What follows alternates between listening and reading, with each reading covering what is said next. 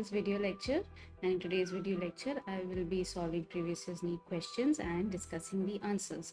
And as you can see on your screen, it is for the chapter digestion and absorption, and we are in part 4 of the series. So you haven't watched the previous parts, please do so. The links will be there in the description box below.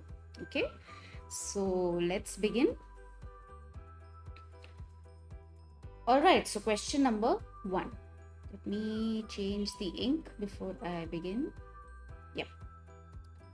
A person who is eating boiled potato, his food contains the component, okay, and this appeared in the year 2000. You have A, cellulose, which is digested by cellulase. You have B, starch, which is digested. C, lactose, which is not digested. D, DNA, which can be digested by pancreatic DNAs. Okay, so you have, what you have is boiled potato. Okay, so there's no fat involved in it. So cellulose, which is digested by cellulase, doesn't fit into the answer. The component for potato is actually starch. Okay, starch, which is digested. It's a form of carbohydrate. It's a polysaccharide, right? So starch will be digested. Okay, so B should be the right answer. Lactose, which is not digested, yes, lactose is not digested, but that doesn't really fit into the question's answer. And D, DNA, which can be digested by pancreatic DNAs, also does not fit. So your answer should be B. Okay, let's look at the discussion. All right, so in a boiled potato, the main component is starch, which is digested. Okay, so starch is a form of polysaccharide. So starch digestion begins in the oral cavity. So your saliva has an enzyme called salivary amylase. Okay, salivary amylase, which then converts it to disaccharide. Okay, any form of disaccharide it can be. And this is only 30% of the starch digestion. Okay, only 30% of the starch digestion. The rest of it happens in the intestine. Okay, the small intestine, the duodenum. So 70% of it happens in the duodenum. So the main component is starch, which will be eventually digested. So again, starch in the intestine. Again, pancreatic amylase is there, right? Remember the components of pancreas. You will go back and check the previous lectures. I have already discussed the components of the pancreatic enzymes. So that also has amylase, that also forms disaccharides.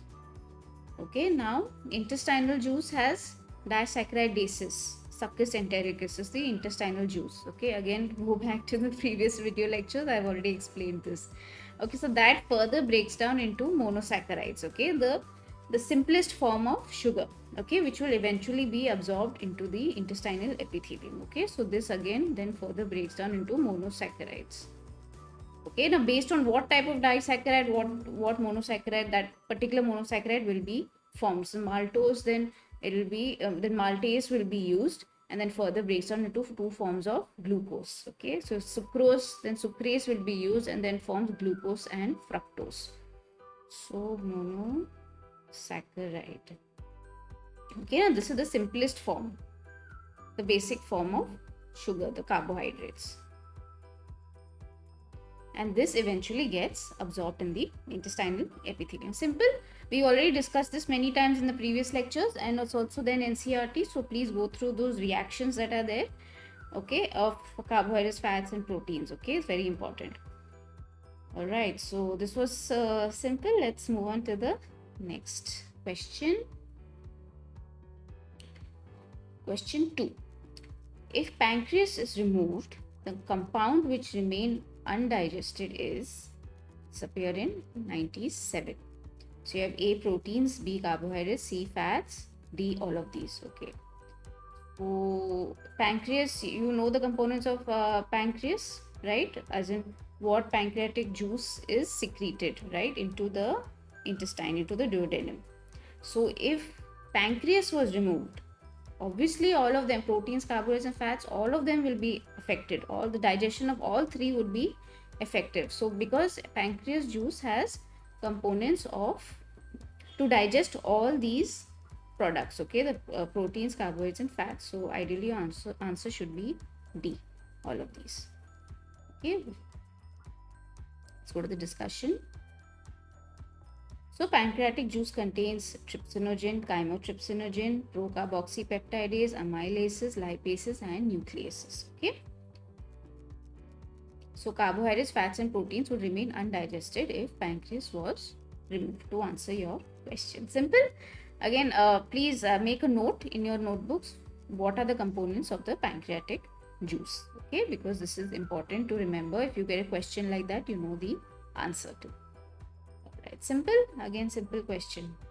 Let's move to the next question. Okay, so question number 3. What is common among amylase, renin and trypsin? Okay, and this appeared in 1997, right? A, these are produced in stomach. B, these act at a pH lower than 7. C, these all are proteins. D, these all are proteolytic enzymes. Okay, so first, these are produced in stomach. Now, not all of them are produced in stomach. Okay, so clearly A is wrong. These act at a pH lower than 7. No, not all of them act at a pH lower than 7. Some are around the neutral range, 6.8, 6.4 to 7. There's a range. Not all of them are in the extreme acidic condition. They're very rarely in the acidic condition. So B is incorrect. These all are proteins. Yes, all enzymes are proteins, right? So amylase, renin and trypsin all are proteins. They are enzymes which are proteins. Well, not all enzymes are protein. There are some that are not proteins. Okay, they are RNA. So those are exceptions, but majority of them are proteins, which we'll study when you study enzymes. So don't worry about that. Now what we have here, amylase, renin and trypsin, they are all proteins. D, these all are proteolytic enzymes. Now proteolytic enzymes are enzymes that break down proteins. But what we see here, we have amylase also. Amylase is not a proteolytic enzyme. Okay, so clearly D is the incorrect answer. Yeah, your answer should be C. Okay, so if you got C, right answer. Let's go to the discussion. Okay, so renin, trypsin and amylase are proteins. Okay, so renin is present in the stomach. Okay, so it functions at a low pH. pH is at an acidic range 1 to 2. Okay, and renin is present in in infants. Okay, in the stomach of infants. All right, and young mammals. Trypsin and amylase, they function at a higher pH range, around 6.8, 6.4 to 7. Okay, so pH 6.4 to 7. So it's around the neutral range, let's say. Okay, around pH 7. So clearly that does not fit into the description. Okay, amylase again is secreted in 2 places, right? It's in the mouth and it's in the intestine. Trypsin also is in the intestine. Okay, from the pancreas, trypsinogen is secreted when trypsin is formed there.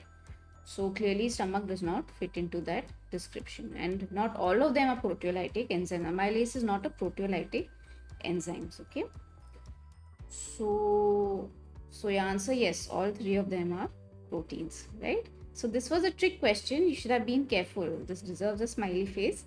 Be very careful when you read the options. Okay, so they could trick you into thinking that all of them could be at a lower pH range, all of them are proteolytic enzymes. No, please be careful when you are answering such questions. The options could they would arrange the options in such a way that they would confuse you into thinking that, oh, the other answer or could be the right answer. Once until you're very, very sure of all the options that are given there, you will be able to choose the right answer. Okay, so clear. Let's go back to the question. If you've answered the question, yeah. So they are produced in stomach. That's incorrect. Their pH, I've explained that. And there are proteolytic enzymes, no, so I've explained that part too. Okay, so clearly C is the appropriate option for this question. Okay, let's move to the next question. Okay, so question number 4. Choose the correct enzyme substrate pair. This appeared in 1996. So what we are looking at is an enzyme and substrate pair. A. Carbohydrate lipase. Okay, so carbohydrate clearly is not an enzyme. The lipase is the enzyme, but carbohydrate is not the substrate for lipase. So A is wrong. Maltase and lactose. Again, that is incorrect. Maltase is an enzyme, but lactose is not the substrate for it. It's maltose. So clearly this wrong. C. Rennin and casein. Yes, rennin is an enzyme and casein is its substrate. It's a milk protein. So that is the right answer. D. Protein amylase. Again, that is the incorrect answer. Amylase is a enzyme which breaks down carbohydrates, not proteins. So your answer should be C. Let's go to the discussion. So rennin is an enzyme present in the stomach of infants and young mammals. We've already discussed this in part 3. I've already discussed this in detail there. So I will not spend too much time here regarding this.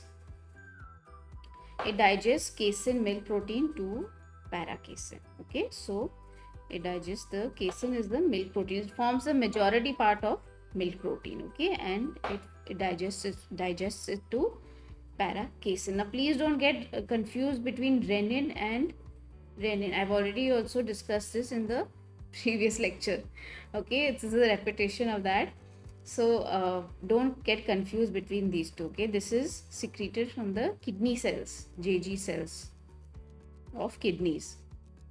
And this is the double N, although they pronounce the same way, but don't get confused. You need to read the spelling. Okay, this is also a very trick question that they could put. They could put the single N and the double N. They'll have both in the options. Okay, and then you have to choose. So don't get confused between the two. You need to be very clear what is the rennin with double N, what is the rennin with single N. Okay, so clear? Okay, let's move on to the next question. Okay, question number 5.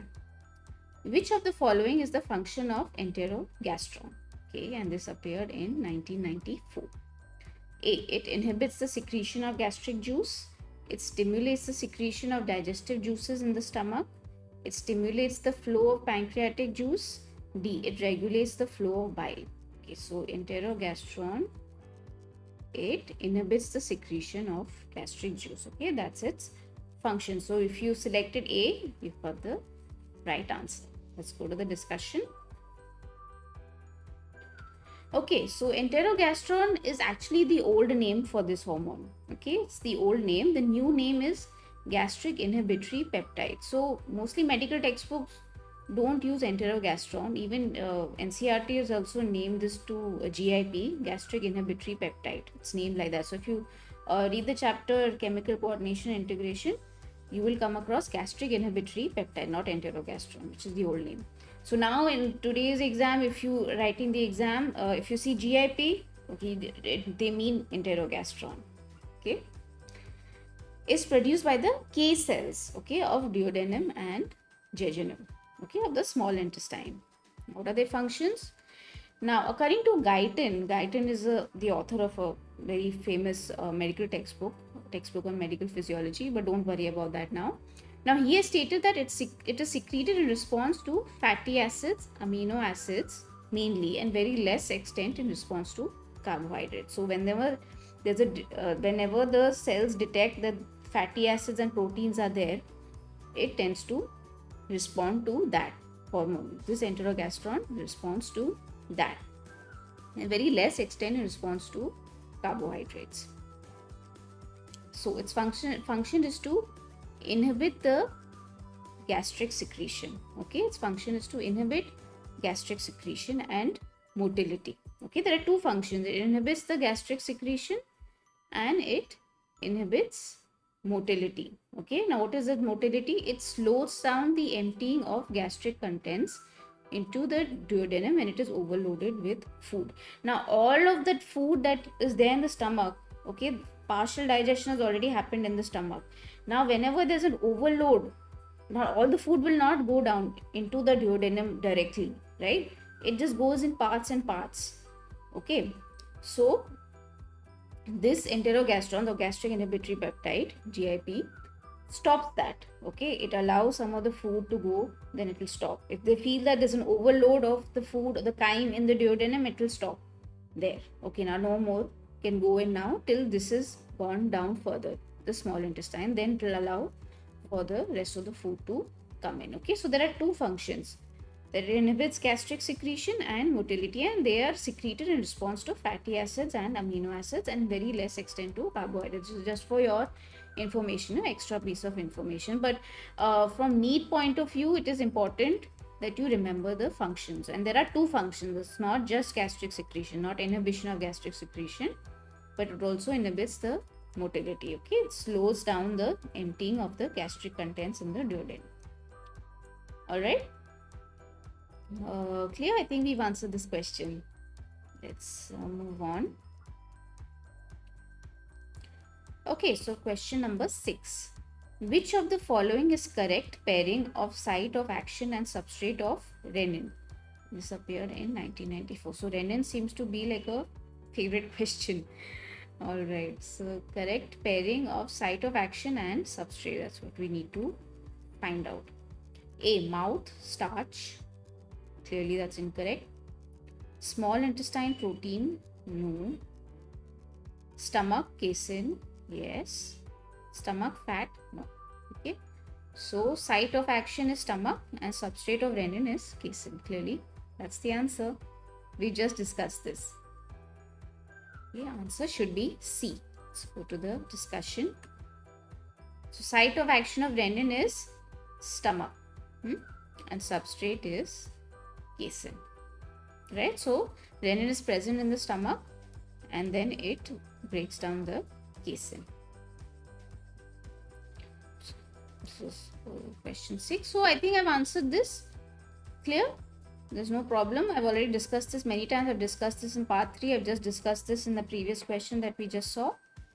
Clear? This was an easy question. Question number 7. Now, most of the fat digestion occurs in, this appeared in 1993. A, rectum, B, stomach, C, duodenum, and D, small intestine. So, most of the fat digestion occurs in small intestine. Okay, that would be the appropriate answer for this question. Okay, now some fat digestion does occur in the stomach. In fact, fat digestion does begin in the stomach, but it's very less. It's like about 10%. Okay, 10% of the fat digestion does occur in the stomach. Duodenum, not all the fat digestion occurs in the duodenum, but we would say small intestine. So the answer is D. Okay, so fat digestion begins in the stomach, like I just said, and is only 10% of the overall fat digestion. So what we have is, we have gastric lipase,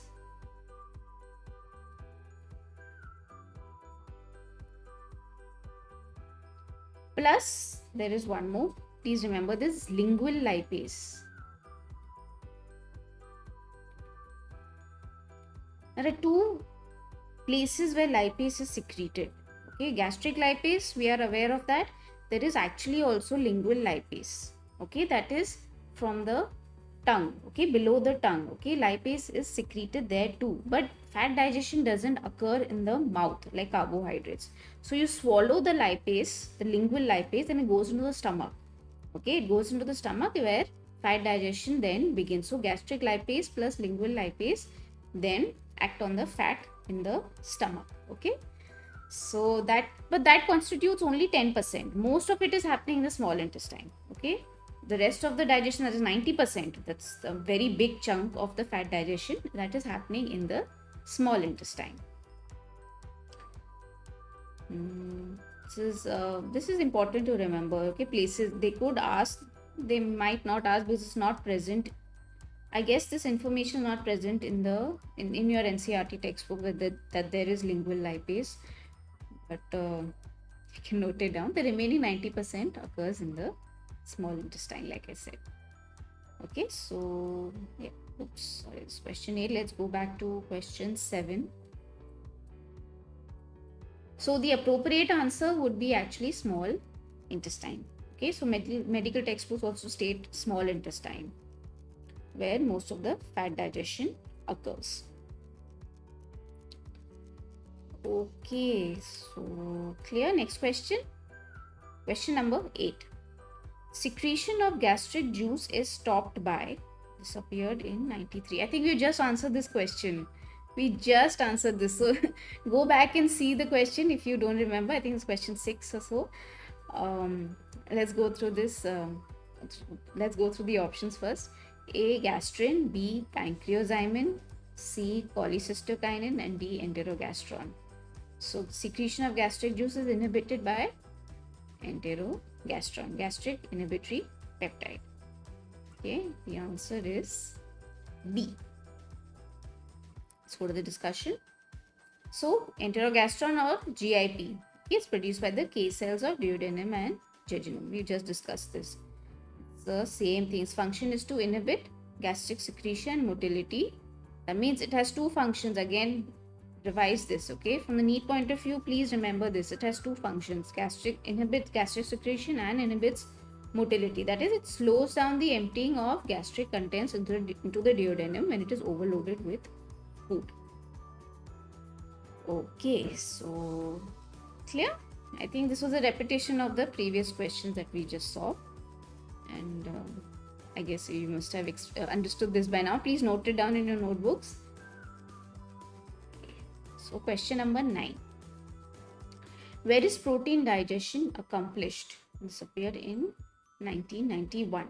So you have A. Stomach, B. Ileum, C. Rectum, D. Duodenum. Okay, so now according to the options, protein digestion accomplished. That means it's like completed there. Okay, successfully completed there. So A. Stomach, yes, protein digestion does begin in the stomach, but it's not accomplished there. So A wouldn't be the appropriate answer. B. Ileum, no, protein digestion does not occur there. C. Rectum, no. D. Duodenum. So appropriate answer for this question should be D. Okay, so D. Duodenum. Okay, let's go to the discussion. So protein digestion begins in the stomach, right? Pepsinogen gets converted to pepsin and then it starts breaking down the protein. So most protein digestion occurs in the upper small intestine, that's duodenum and jejunum. Okay, most of the protein digestion occurs over there. So duodenum was one of our options, so we selected duodenum. Clear? Again, direct question, not much explanation required, right? Let's move to the next question. Okay, so question number 10. In man, the zymogen or chief cells are mainly found in, and this appeared in 1990. So chief cells are mainly found in A. Cardiac part of stomach, B. Pyloric part of stomach, C. Duodenum, D. Fundic part of stomach. Now clearly chief cells are not found in duodenum, so that's incorrect. And now we have the different parts of the stomach. It does not appear in cardiac or pyloric part. Remember this is a fact, okay? It appears in the fundic part of stomach.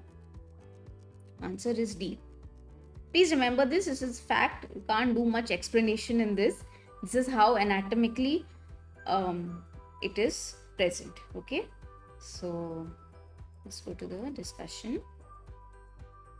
Chief cells are found in the fundus part of the stomach and the body of this stomach, okay? They are mostly present over there in the fundus part and the body of the stomach. So if you ever get a question like that, you know the answer now, right? Remember it as a piece of information. Okay, next question. I guess it was clear. It was direct. Again, if you didn't know, like I said, note it down in your notebook. Just information, look at it as a fact. Okay, so question number 11. Emulsification of fat is carried out by, okay, let me change the pen. This appeared in 1990.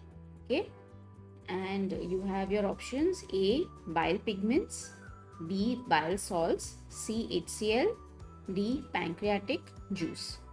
So emulsification of fat is carried out by B, bile salts. If you didn't know the answer to this question, I'm sorry. If your digestion is out of place, please go back and read. Okay, this is very, very important to understand. Okay, emulsification of fat is carried out by bile salts. Okay, and your answer should be B.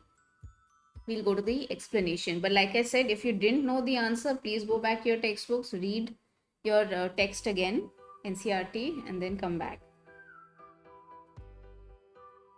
Okay, so emulsification of fat is carried out by bile salts and a phospholipid called lecithin. Now lecithin is usually not mentioned in textbooks, but yes, along with bile salts, lecithin also plays a very, very important role in the emulsification of fat. Okay, and they are present in the bile.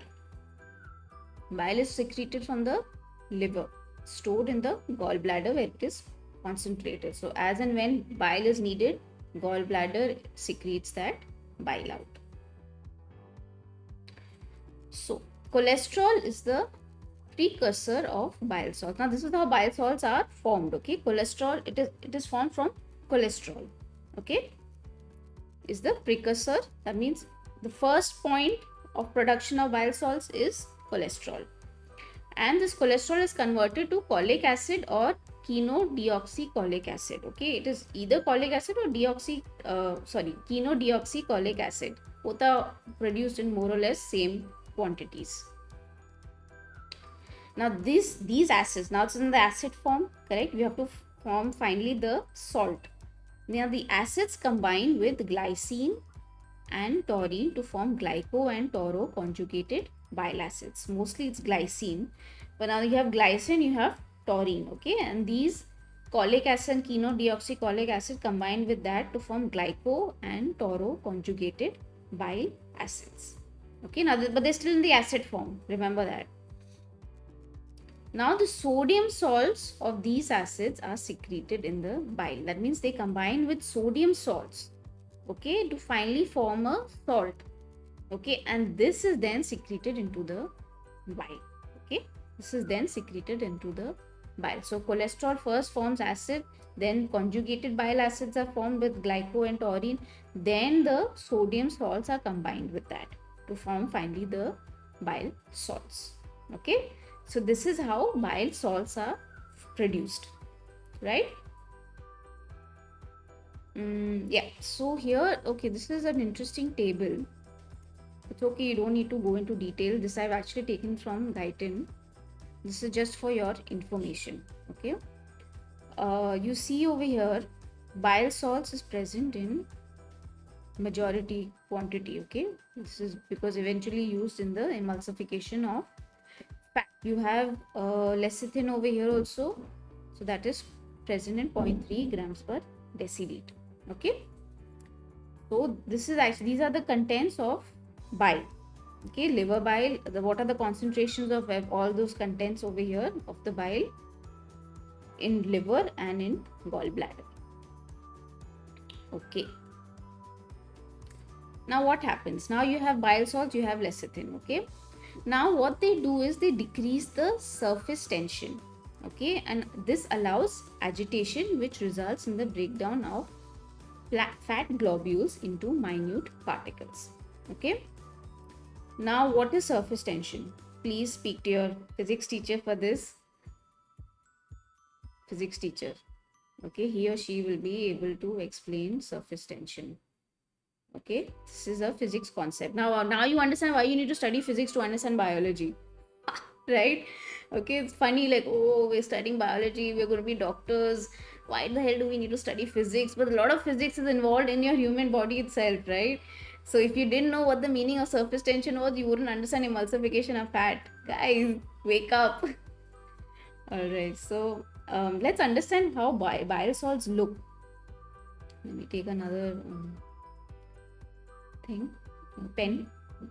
So you have a polar head here, okay, and you have a non-polar tail here, okay. Now this polar group is hydrophilic, okay, it's hydrophilic, and this is hydrophobic. This is what a bile salt or lecithin will look like. Now hydrophilic means it loves water, okay. The polar group, the top part, loves water. Hydrophobic hates water. Oh, I hate it. Okay, it's like that. Okay, so there are two parts, and now these two parts play a very major role in creating the emulsification of fat. Okay, so you have this huge fat globule, okay, huge fat globule. Now usually lipase acts on fat. Okay, lipase enzyme acts on fat, okay, that's secreted from the pancreas. Now the problem with lipase is it's a water soluble enzyme, and water and oil don't mix, water and fat don't mix at all. So lipase is not able to act on this fat globule. Okay, lipase is not able to act on this fat globule. What it will do? Okay, if this is your lipase enzyme, it will just act on the surface, but it will not be able to break down this fat anymore. It is just on the surface, right? So what happens? That is why we need to do emulsification of fat. What it decreases the surface tension. Now this fat that you see here, it is held together because of surface tension, right? It is held together because of surface tension. Lipase is not able to do much because it is a water soluble enzyme. So it will just stick on the outer surface of the fat globule and not do much about it. Okay, they're like, dude, I can't do much now. So bile salts come into the picture. Bile salts and lecithin come into the picture. Now what does bile salts do? Okay, so you have a hydrophilic and a hydrophobic part, correct? Yeah. So you have a hydrophilic and a hydrophobic part. Now hydrophobic part hates water, so it will stick to the fat. It will stick to the fat over here. Okay, and the hydrophilic part will be on the outer side. It will be on the outer side. Okay, that is towards the water in the digestive system. Okay, there's water present in the intestine, correct? So it will face that water part, and the hydrophobic part will attach to the fat. Okay, so you have now two parts to it. Now what happened? There's an agitation caused. Okay, agitation is pulling and pushing and all going on at the same time. Okay, so now bile salts have attached themselves to this fat globule. There's one part that is hydrophilic, this other part is hydrophobic. Both are anti. They're pulling each other, pushing each other out. So what causes? Now just imagine if the whole fat globule is surrounded by bile salts. The whole fat globule is surrounded by bile salts, and this pushing and pulling happening over here. If this pushing and pulling happening over here, that means agitation, like I've said. This will begin to break. This will begin to break, okay, into smaller pieces. And this is what the function of bile salts is. And this is called emulsification. This is called emulsification of fat. Okay, this whole breakdown of fat, this big fat globule into smaller minute particles, which is what we want. Okay, minute particles is emulsification of fat. Now when this fat has broken down, okay, into minute particles, now it just formed tiny particles of fat.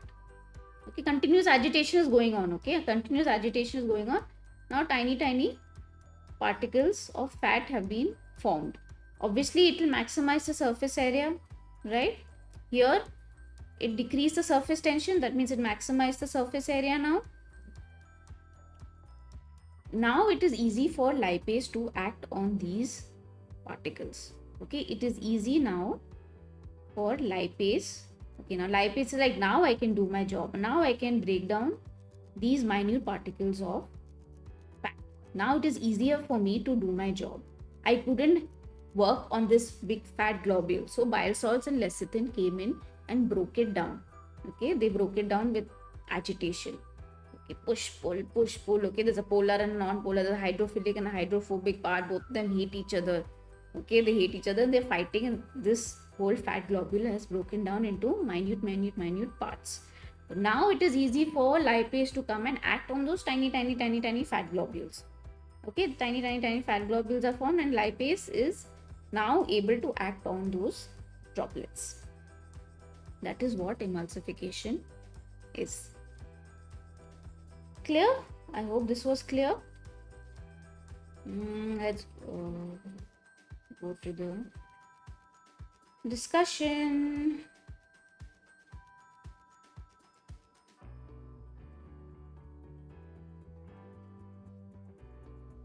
Okay, let me clear this.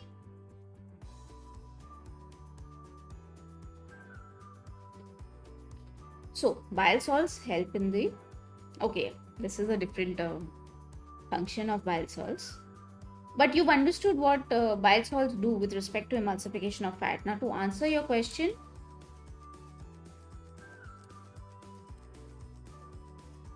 emulsification of fat is carried out by bile salts. Now, you know how bile salts function, right? So, this is one of the functions of bile salts. One of the functions of bile salts. I will come to the second function soon. Let's go back to the discussion. Okay, so they decrease surface and allow agitation, which results in the breakdown of fat globules into minute particles. Explain that. Now, bile salts help in the absorption. It's not just emulsification. This is another function, okay? This also, please note it down. This is part 2. Okay, the second function of bile salts. Okay, they help in the absorption of fatty acids, monoglycerides, cholesterol, and other lipids by forming micelles. You must have heard of micelles. How are they formed? They are formed with bile salts. Okay, they're formed with the help of bile salts. So these micelles ferry the products of fat digestion to the intestinal epithelium for absorption. Now what happens is, again, you know how the bile salts are formed, right? So they have a polar and a non-polar part, correct? So it's hydrophilic and a hydrophobic part. So now the fat itself, the fatty acids, monoglycerides, they cannot as such get absorbed into the intestinal epithelium. They need help. Okay, they need help. So these bile salts form micelles. Okay, so it will look something like this.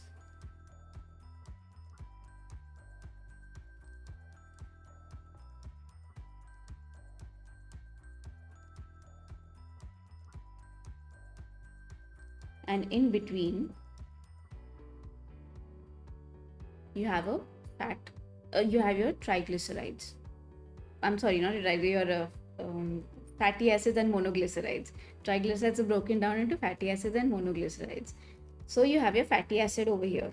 Okay, now this fatty acid is not able, now you have water in your intestine, so fatty acid as such will not be able to mix into that water environment, right? So you need something that will help the fat to be carried into the intestine, right? So because of that, micelles are formed. Now micelles are water soluble. Okay, there's a hydrophilic, hydrophobic part. So hydrophilic is sticking out, hydrophobic is sticking in with the fat, the fatty acid. Okay, so that then gets carried into the intestinal epithelium towards the brush border epithelium. Okay, where it is then absorbed into the cell. Okay, so this micelle behaves like a ferry. Okay, it will drop the fatty acid monoglyceride and then go back. Again, it will drop the fatty acid monoglyceride and then again go back and bring in more and bring in more and bring in more. Okay, because if now once triglycerides break down to glyceride and monoglycerides and fatty acids and monoglycerides need to go down into the intestinal epithelium. They can't just hang around over there, because then fat digestion will get affected. Now what happens is, when triglycerides break down into monoglycerides and fatty acids, it's a reversible process. Actually, it's a reversible process. So if these hang around again, monoglycerides and fatty acids will form back to triglycerides, which we don't want. So there's an accumulation of monoglycerides and fatty acids. Again, they will start forming triglycerides again because it's a reversible process. So monoglycerides and fatty acids need to be brought into the intestine. Okay, so micelles are formed with the help of bile salts. Okay, micelle is a structure. Okay, and it is formed from bile salts which carry these the monoglycerides and fatty acids into the intestinal epithelium. They'll ferry them. Go here. Now this you have this micelle here. It will go into the brush border epithelium over here. The receptors here, and then the fatty acids and the monoglycerides will go into the cell. Okay, again this is empty. Again it will carry more fatty acids and monoglycerides. Again this whole process is repeated over and over again. So there is no accumulation of fatty acids and monoglycerides in the intestine again, because then they will start forming triglycerides again, which we don't want. Then fat digestion is affected, which we don't want, obviously. So nature has designed micelles in such a way that they just ferry the monoglycerides and fatty acids into the intestine. This is another very important function of bile salts, which is not usually discussed, but it is only we look at bile salts in the term of emulsification of fat. We look at bile salts with respect to emulsification of fat, but there's another very important function. Okay, very important function, because if bile salts, just imagine bile salts were not present, okay, and it is true, then your absorption of fat would be decreased by 40 to 50%. Okay, so that would then affect your metabolic rate, your energy levels, right? So clear?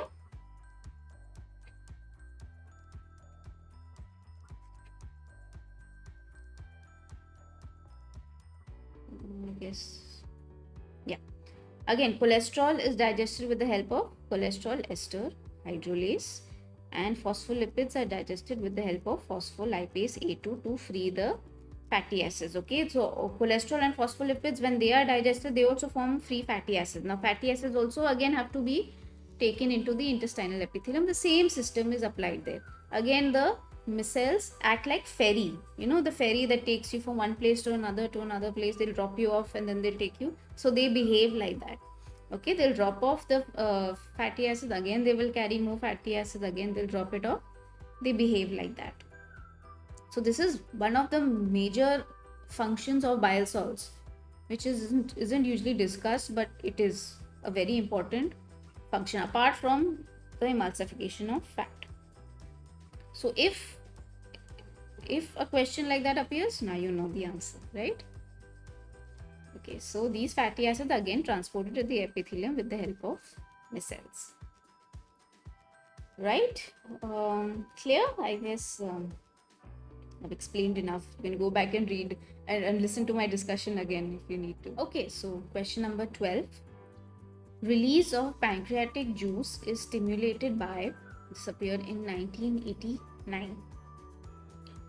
So you have A, enterokinase, B, cholecystokinin, C, trypsinogen, and D, secretin. So release of pancreatic juice is stimulated by cholecystokinin. This is the answer. Please go back and read your text. This is again fact, right? If you didn't know the answer, your digestion is shaken up. Please go back and read NCERT again. Cholecystokinin stimulates the pancreas to secrete enzymes from the pancreas. Simple, this is fact. This is a function of cholecystokinin. It is secreted from the eye cells present in the duodenum, jejunum, and ileum. Okay, so before we go, I think I've discussed this, no? No need to discuss further. So cholecystokinin is the appropriate answer.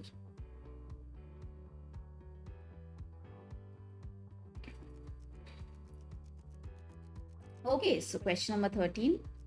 Match the items given in column 1 with those in column 2 and choose the correct option. This appeared in NEET 2019. Okay, so let's match it here itself. Renin, is milk proteins. Yeah, I guess that's the appropriate answer. Enterokinase, trypsinogen. Yeah. Oxyntic cells, vitamin B12, which you already discussed in the previous lecture also. Fructose, facilitated transport. So you have A3, okay, and B4 trypsinogen. C you have 1, okay, yeah, and D2. So your answer should be D. Okay, answer should be D. Let's go to the discussion. Okay, so renin digests milk protein in the stomach and is present in infants. We've discussed this many times. Enterokinase is secreted from the intestinal epithelium and converts trypsinogen to trypsin. Oxyntic cells secrete intrinsic factor which assists in the absorption of vitamin B12 in the ileum. Okay, we've discussed this also in the previous video.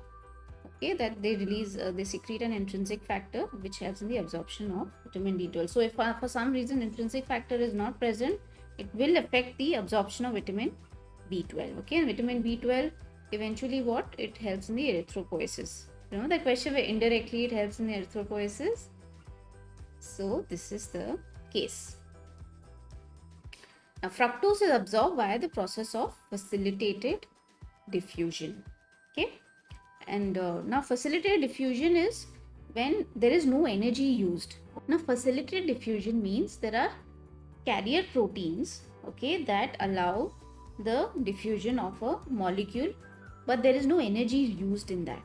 Okay, there is no energy used in that, and so fructose is absorbed via that process, okay, of facilitated diffusion. Now all the fructose is not absorbed like that. Okay, so what happens is fructose enters the intestinal epithelium and a series of biochemical reactions happen. So much of the fructose is absorbed as in phosphorylated. Okay, it goes through those series of biochemical reactions. Phosphorylation happens and eventually what it forms? Glucose. Okay, the rest of the fructose, yes, that gets absorbed via facilitated diffusion directly through the intestine, then goes into the blood. Okay, but much of the fructose is phosphorylated and then converted to glucose, and then it is released from the intestinal epithelium into the blood. Okay, the rest are transported directly via the carrier proteins, right? So there are two ways by which fructose transport diffusion happens. Okay, obviously facilitated diffusion only. So if you ever get a question, it is facilitated diffusion. Okay, so but there are two ways. There's phosphorylation happening as well as a direct movement of fructose through the intestinal epithelium and into the blood. Oops, okay, sorry. Oh yeah, so I think the next question is also fructose. So to answer your question, I guess I've covered everything in the previous slides also. So there shouldn't be a problem in answering this question. Alright, so next question. Okay, question number 14. Fructose is absorbed into the blood through mucosa cells of intestine by the process called, appear in 2014. Again, we've already discussed this. A, active transport, B, facilitated transport, C, simple diffusion, and D, co-transport mechanism. So it is clearly facilitated transport. Okay, we have just discussed this. The answer is B. So fructose is absorbed by the process of facilitated diffusion. Much of the fructose on entering the cell is phosphorylated and then converted to glucose, and then glucose enters the blood. The rest of the fructose molecules cross the intestinal epithelium via a carrier protein called GLUT5. Okay, so there's a carrier protein, it's called GLUT5 actually, that's the name given, through which fructose moves, okay, into the blood. Clear? I've just discussed this. It's the same question actually repeated again over here. So let's move on. Question number 15. Select the correct match of the digested products in humans given in column 1 with their absorption site and mechanism in column 2. This appeared in 2013. So you have the digested products on one side and you have the absorption site and mechanism. So you have A, glycerol fatty acids. Column 2 is duodenum. Move as chylomicrons. Okay, that is not the appropriate answer. We have B, cholesterol maltose.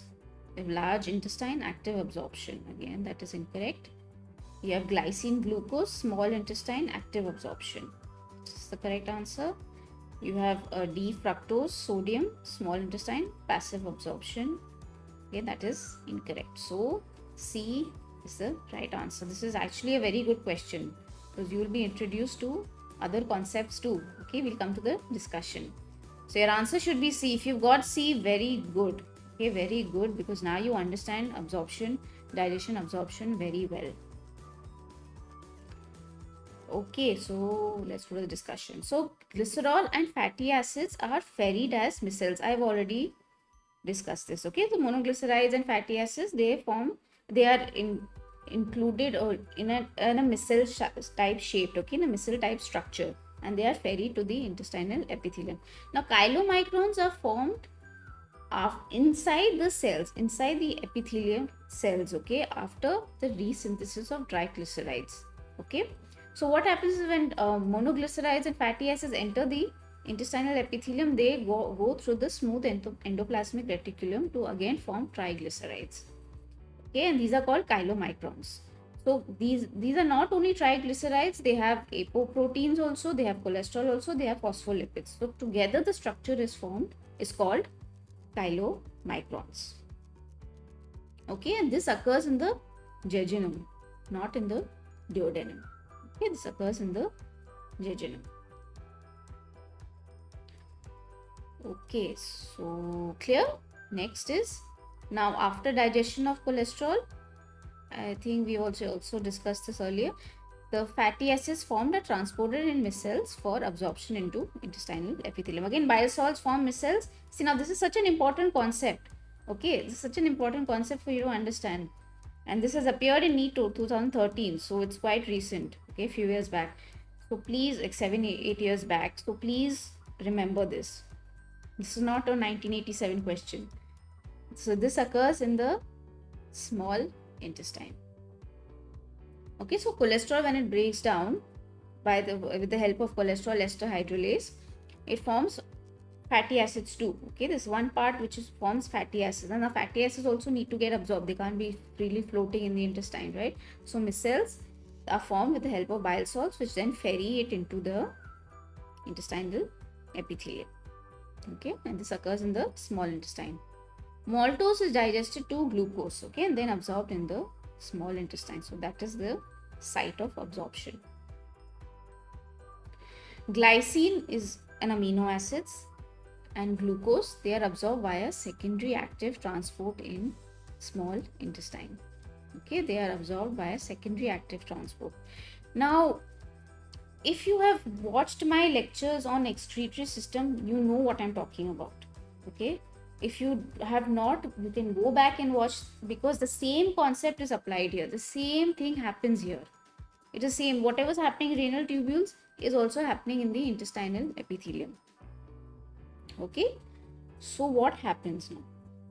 Now for glycine, that's glucose and amino acid transport, you have brush border epithelium.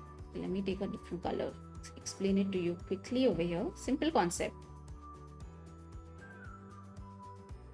Okay, and you have some co-transport mechanism happening over here. You also have a sodium potassium ATP pump over here. That means sodium is kicked out, potassium moves in. 3 sodium kicked out, 2 potassium moved in. This is with the help of ATP. Okay, ATP, that means energy is used. So this sodium potassium pump is actually called a primary active transport. Okay, it's called a primary active transport. Now, sodium, when it is kicked out, there's a deficiency of sodium inside the cell. Correct? This is deficiency of sodium inside the cell. Now sodium getting kicked out, then because of that, sodium needs to be pulled in.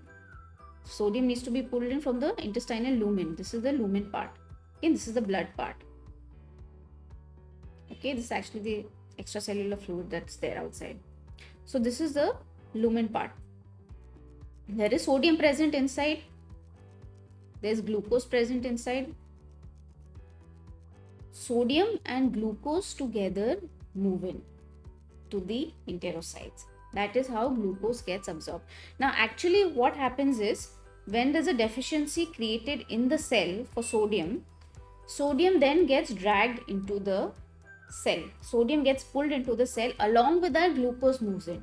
This is how it is. Sodium gets pulled into the cell because there's a deficiency of sodium because of the potassium ATPase pump. Okay. Glucose then comes along with it. So just imagine if the sodium was not present, glucose wouldn't be absorbed. And this is the only way glucose gets absorbed. This is how it is. Okay, this is the only way glucose gets absorbed. And the same concept is there in renal tubules. Same concept. Please go and watch all my videos in excretory system, part 1, 2, 3 that are there. I've explained the same thing there. If sodium moves in, glucose gets pulled in, and then glucose then moves out into the blood. Same concept for amino acids. Okay, so you have deficiency of sodium over here inside. Okay, sodium gets pulled in, amino acids also get pulled in, and then they move out. Okay, amino acids also move out via channels. So glucose and amino acids are pulled in only because sodium is getting pulled in, and only because there's a sodium potassium ATPase pump present on the basolateral side of the cell. Now this pulling in of sodium and glucose together, this is called a secondary active transport. This is called a secondary active transport.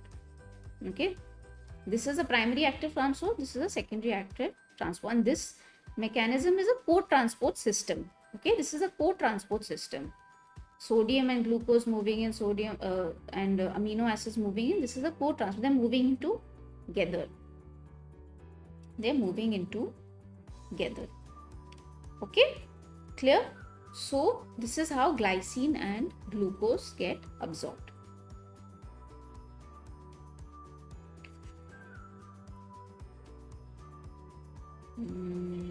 Clear? Now fructose, again I've explained fructose to you before, is absorbed via facilitated diffusion, and sodium ions via active transport in the small cell. Again, we already discussed sodium, right? Sodium gets pulled in, glucose also gets pulled in, amino acids also get pulled in. Okay, so this is how the system works. So to answer your question, yes, so clearly C is the appropriate answer in this case, glycine, glucose. I've explained all the other, how glycerol fatty acids move, how cholesterol moves, and maltose. Actually, maltose as such does not move directly, does not get absorbed, right? Maltose breaks down into glucose first. I've already explained that. And fructose, sodium, how they move. Okay, so in this case, clearly C is the appropriate answer. This is a very, very good question. And if you got this correct, that means you know your digestion absorption very well. Okay. Okay, clear? Okay, question number 16. Carrier ions like sodium facilitate the absorption of substances like, we just discussed this. This appeared in 2010. So now you know the concept. So now you can answer this question very easily. So they facilitate the absorption of substances like amino acids and glucose. Clearly that is the right answer. Glucose, fatty acids, no. Fatty acids and glycerol, no. Fructose and some amino acids, no. It's clearly amino acids and glucose. So your answer is A, right? So carrier ions like sodium assist the transport of glucose and amino acids via secondary active transport system. Via secondary active transport system. I've already explained this to you. I won't explain it again. You can go back and watch it again, right? Let's move on. Okay, so we've come to the end of this video lecture, and I hope you've enjoyed today's video lecture. I hope you've learned some new concepts today, because I've introduced you to so many different concepts today, and I hope you've learned something new today. And let me inform you that I am available on Facebook, Twitter, and Instagram, so you can follow me there for more updates. And I'll see you in the next video lecture, right? So bye.